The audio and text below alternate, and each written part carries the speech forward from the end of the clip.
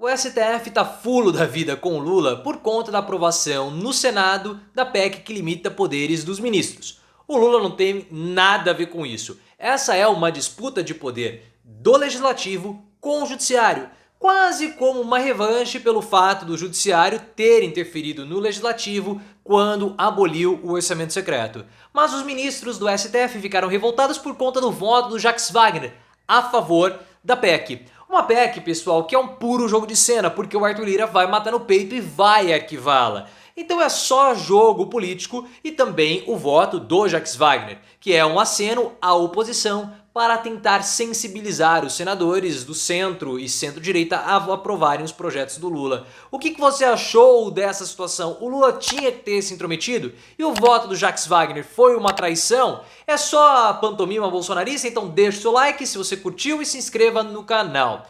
Essa disputa ela é muito comum dos poderes. Nós temos visto muitos comentaristas políticos ficando escandalizados porque o Senado ele reduziu os poderes do STF. Mas não, pessoal, não. O STF está revoltado porque nós temos no Brasil três poderes: o Legislativo, o Executivo e o Judiciário. E esses poderes eles têm a mesma dimensão de força. Só que é como se eles tivessem 33% cada um deles. Só que 33 dá 99. Sobra 1%, que é 1% que eles ficam ali disputando, ficam se atritando. Então quando o Legislativo faz uma jogada como essa, que reduz e interfere no Judiciário, há uma reação. Isso é óbvio. Da mesma forma que o Judiciário interferiu no Legislativo quando aboliram as RP9, o chamado orçamento secreto. Isso é normal. O Lula viu tudo isso e não se meteu. Ele falou o seguinte: olha, isso aí é um problema do Judiciário com o Legislativo. O Executivo não tem nada a ver com isso. E os ministros do STF ficaram revoltados com o Lula porque queriam uma participação do Judiciário nessa disputa. Uma participação maior, que o Lula ficasse ao lado do Judiciário impedindo a aprovação da PEC. Só que o que pegou mal para os ministros do STF foi o voto do Jacques Wagner. Porque o Jacques Wagner é o líder do governo no Senado. E ele votou contrariando a orientação do PT, votando a favor da PEC. A própria Gleisi Hoffmann, que é presidente do PT, disse que o Jacques Wagner fez errado. Mas será que ele fez tão errado assim? Segundo o site O Bastidor, que não é uma fonte de primeira grandeza, diga-se de passagem, então a gente sempre tem que fazer esse parênteses. O Bastidor disse que o Jacques Wagner entrou em contato com o Lula antes do voto, o voto que aprovou a PEC, que reduz as decisões, proíbe, que limita as decisões de um ministro só. Tá? Enfim, o que aconteceu? O Jacques Wagner ligou, monocráticas, já fugi da palavra. O Jacques Wagner ligou para o Lula e falou o seguinte: eu vou votar a favor. Essa é uma posição minha, e ele próprio falou publicamente que era uma posição dele. Por que o Jacques Wagner fez isso? Um movimento político para evitar que o governo se envolvesse diretamente em uma derrota que não é dele. É uma derrota do STF e do Judiciário, não do Executivo e do governo Lula.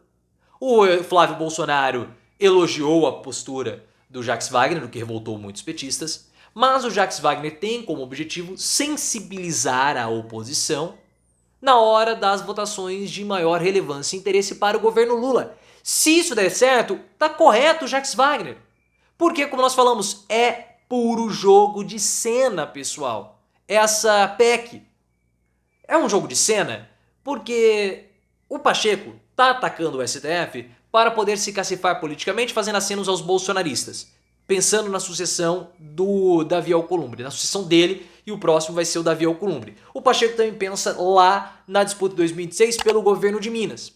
É um jogo de cena porque o STF sabe que as propostas que foram colocadas, como as decisões monocráticas, elas já estão muito limitadas.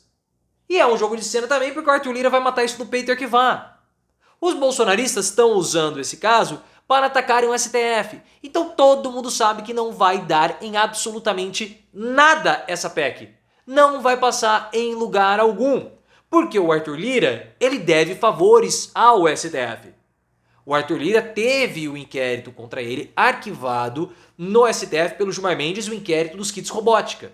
Queria escrutinar e virar do avesso toda a vida do Arthur Lira. causando problemas para ele, podendo levá-lo até a prisão.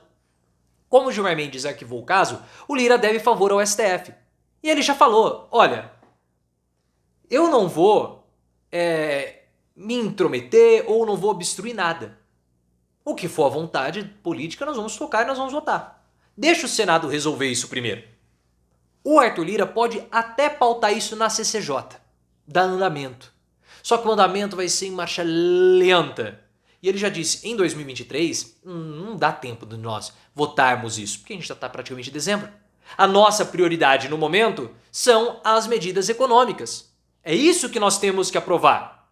E é isso que nós vamos lutar para aprovarmos. Essa é a nossa prioridade, como também é a prioridade do governo Lula.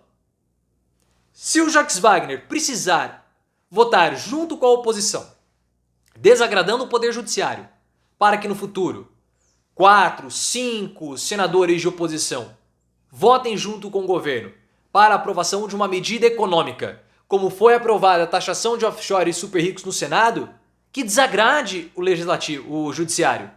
Porque o objetivo de Lula 3 é a redução da desigualdade social, aprovação de medidas econômicas que possam promover mudanças estruturais na nossa economia.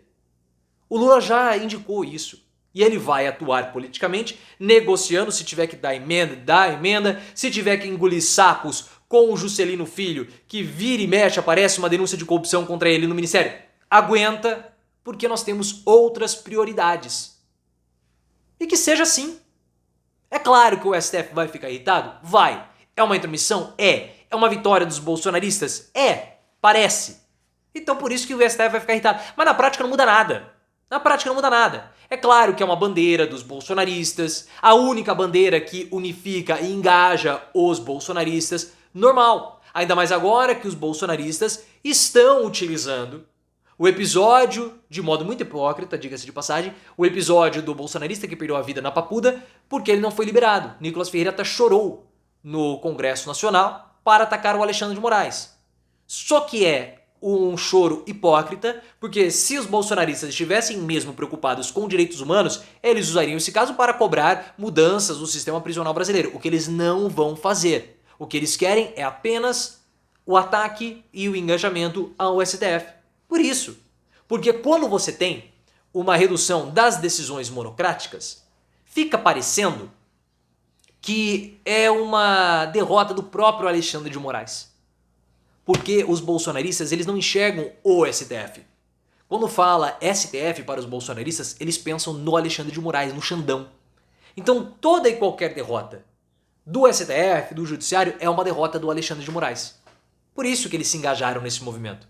Mas é um movimento que não vai prosperar. E não precisa prosperar. Porque o fato de já ter passado no Senado é uma provocação e os bolsonaristas eles só gostam disso, da boa e velha provocação. Mesmo que a PEC não seja promulgada, não vire uma lei, né, não se efetive, para os bolsonaristas já tá bom. Já foi realizado. Não precisa de mais nada. Por isso, é um jogo de cena. O STF está revoltado, claro, mas é uma disputa entre os poderes, algo normal, que já aconteceu ao longo do ano passado, com a votação do orçamento secreto.